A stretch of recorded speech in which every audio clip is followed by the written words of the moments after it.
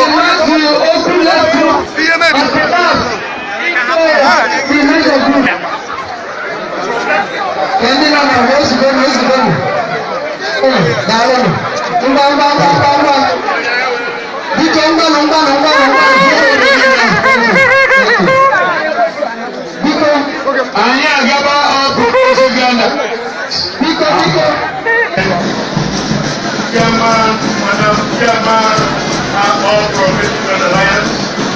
And let me say, my in-law is Victor Mohammed, by the grace of God, distinguished senator of the President of Nigeria.